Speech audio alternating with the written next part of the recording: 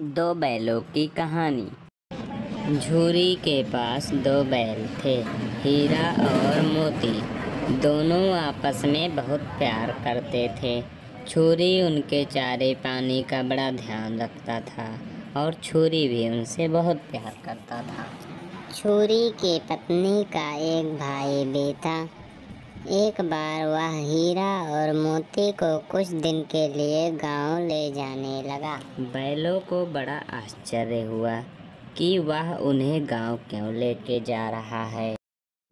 मोती दाएं भागता तो हीरा बाएं, और गया घर पहुंचकर दोनों बैलों के सामने रूखा सूखा भूसा डाल दिया। दोनों बैलों ने उसे सूंघा तक नहीं। रात होने पर दोनों बैलों ने वहां से भाग जाने का निश्चय किया। दोनों बैलें जोर लगाकर रस्सियां तोड़ डाली और भाग निकले। सुबह होने पर छुरी उन्हें वहां थान पर खड़े देखा और वह सब कुछ समझ गया और उन पर हाथ फेरने लगा। परंतु झूरी की पत्नी उन्हें देखकर जल भुन गई और दोनों बैलों के सामने रूखा सूखा भूसा डाल दिया। अगले दिन गया फिर वापस आया। इस बार गया उन्हें गाड़ी में लाद कर ले जाने लगा। रास्ते में मोती ने चाहा कि वह गाड़ी को गड्ढे में धकेल दे, पर हीरा समझदार था। उसने गाड़ी को संभाल ली। जैसे तैसे गया घर पहुंचा। अब गया उनसे बड़ा सख्त काम लेना शुरू किया। अब उन्हें वह हल में जोतता, जब तब मारता पीटता और उन्हें चारा पानी भी खाने को ना देता।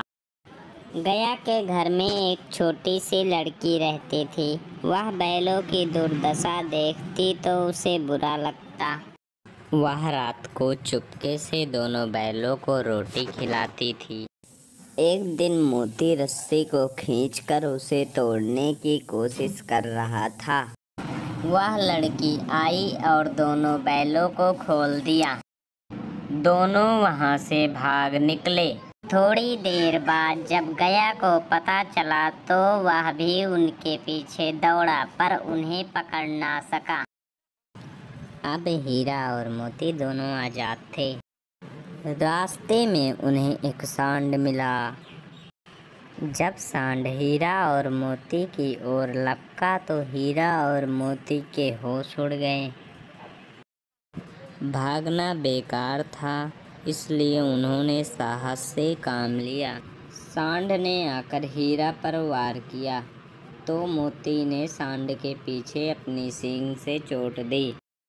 फिर जब सांड ने आकर मोती के पीठ पर वार किया तो हीरा ने सांड के पीठ पर चोट दी। सांड घबराया और वहां से भाग निकला। दोनों बड़े प्रसन्न हुए। अभी वो चले ही थे कि रास्ते में उन्होंने हरे हरे मटर के पेड़ पौधे देखे तो उन्होंने खाना शुरू कर दिया।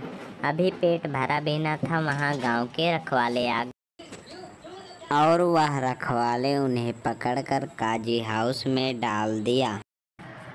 हीरा और मोती ने देखा कि काजी हाउस में और भी कई जानवर थे, जैसे भैंस, घोड़े, घोड़ियाँ, गधे, सबके सब कमजोर और दुबले पतले।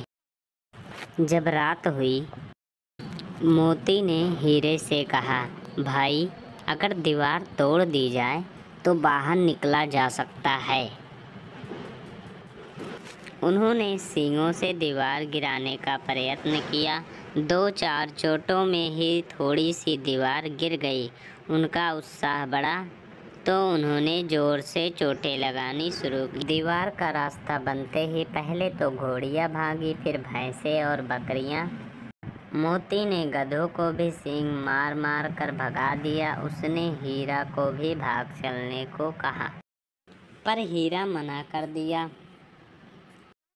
सुबह होने पर काजी हाउस वालों ने देखा तो उन्हें बड़ा आश्चर्य हुआ।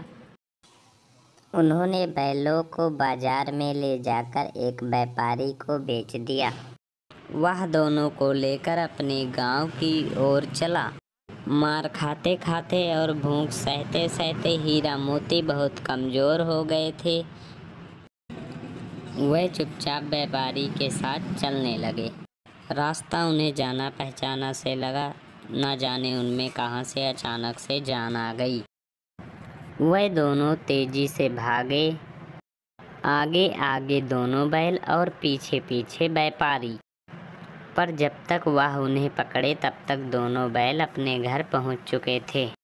बैलों को देखकर झूरी को बड़ी खुशी हुई, वह उनसे लिपट गया। इतने में व्यापारी भी वहां आ गया और वह उन्हें मांगने लगा। मोती ने न आओ देखा न ताओ, व्यापारी पर झपट पड़ा। छुरी की पत्नी भी भीतर से दौड़ी दौड़ी आई। उसने दोनों बैलों के माथे चूम लिए।